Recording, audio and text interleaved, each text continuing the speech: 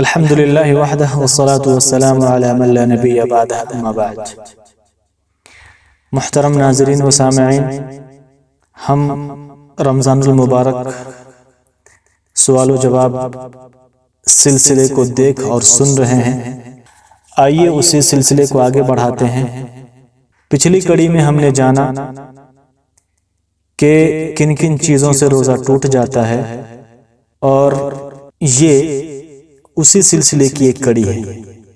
پچھلی کڑی میں ہم نے جانا کہ روزہ کن کن چیزوں سے ٹوٹ جاتا ہے۔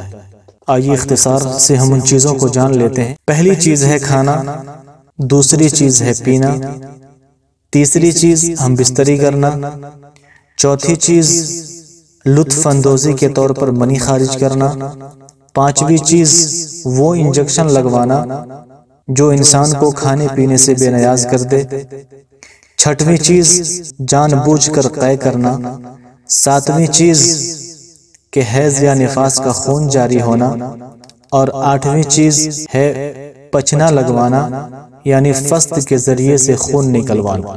اس سوال کے جواب میں شیخ ابن عثیمین رحمہ اللہ ان روزہ توڑنے والی چیزوں کا بیان کرنے کے بعد آگے فرماتے ہیں کہ رمضان کے دن میں کسی ایسے روزہ دار کی طرف سے جس پر روزہ فرض تھا، اگر ان روزہ توڑنے والے کاموں میں سے کسی کام کا ارتکاب ہوا تو اس پر 4 حکم مرتب ہوں گے۔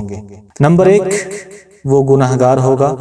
نمبر 2، اس کا روزہ باطل ہو جائے گا۔ نمبر 3، دن کے جو باقی حصے ہیں ان میں کھانے پینے سے پرہیز کرنا ہوگا۔ اور نمبر 4، اس روزے کی قضا کرنی ہوگی۔ اور اگر ہم بستری کی وجہ سے روزہ خراب ہوا ہے تو 5واں حکم کفارہ کا بھی مرتب ہوگا۔ لیکن یہ جاننا ضروری ہے کہ روزہ توڑنے والی ان چیزوں سے اسی وقت روزہ ٹوٹے گا جبکہ 3 شرطیں پائی جائیں۔ پہلی یہ کہ روزہ دار کو علم ہو، دوسری یہ کہ یاد رکھتے ہوئے ایسا کرے، اور تیسری یہ کہ اپنے ارادے اور اختیار سے کرے۔ علم ہونے کا مطلب یہ ہے کہ اگر کسی روزہ دار کو روزہ توڑنے والی ان چیزوں کا یا ان میں سے کسی ایک کا علم نہیں تھا کہ اس سے روزہ ٹوٹ جاتا ہے اور اس نے اس کا ارتکاب کر لیا تو اس کا روزہ نہیں ٹوٹے گا بلکہ صحیح ہوگا، چاہے اس کی لاعلمی وقت سے متعلق ہو یا حکم سے۔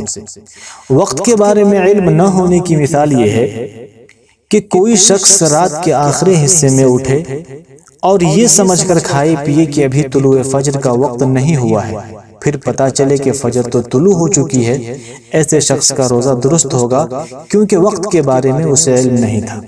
حکم کے بارے میں علم نہ ہونے کی مثال یہ ہے کہ کسی روزہ دار کو یہ معلوم نہیں تھا کہ فسد کھلوانے سے روزہ ٹوٹ جاتا ہے، اور اس نے فسد کھلوا لی، پس اس سے کہا جائے گا کہ تمہارا روزہ درست ہوگا۔ اس کی دلیل اللہ تعالیٰ کا یہ قول ہے کہ ربنا لا تؤاخذنا ان نسینا واخطانا، کہ اے ہمارے پروردگار اگر ہم سے بھول ہو جائے یا غلطی ہو جائے تو ہماری گرفت نہ کر۔ یہ قرآن سے دلیل ہوئی۔ سنت سے دلیل اسماء بنت ابی بکر رضی اللہ عنہ کی وہ حدیث ہے جسے امام بخاری رحمہ اللہ نے اپنی صحیح بخاری کے اندر ذکر کیا ہے۔ اس حدیث میں حضرت اسماء رضی اللہ عنہ کہتی ہیں کہ نبی اکرم صلی اللہ علیہ وسلم کے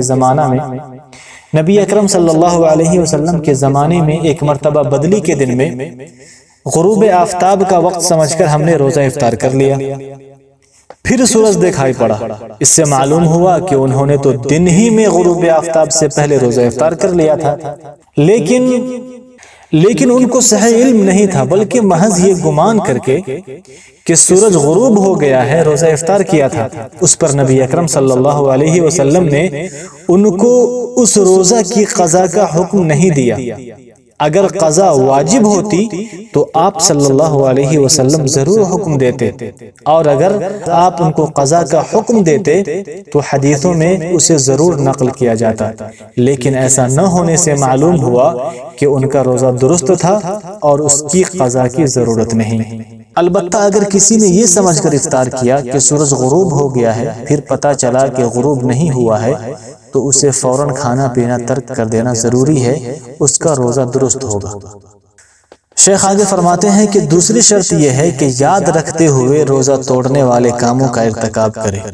اس کے برعکس یہ ہے کہ بھول کر کرے۔ پس اگر کسی روزہ دار نے بھول کر کھا پی لیا تو اس کا روزہ صحیح ہوگا، کیونکہ اللہ تعالیٰ کا ارشاد ہے ربنا لا تؤاخذنا ان نسینا واخطانا، کہ اے ہمارے رب اگر ہم سے بھول ہو جائے یا غلطی ہو جائے تو ہماری گرفت نہ کر۔ اور ابو ہریرہ رضی اللہ تعالی عنہ کی روایت کردہ ایک حدیث میں نبی اکرم صلی اللہ علیہ وسلم کا ارشاد ہے کہ جس روزہ دار نے بھول کر کھا پی لیا وہ اپنا روزہ پورا کرے، کیونکہ اللہ تعالیٰ نے اسے کھلایا پلایا ہے۔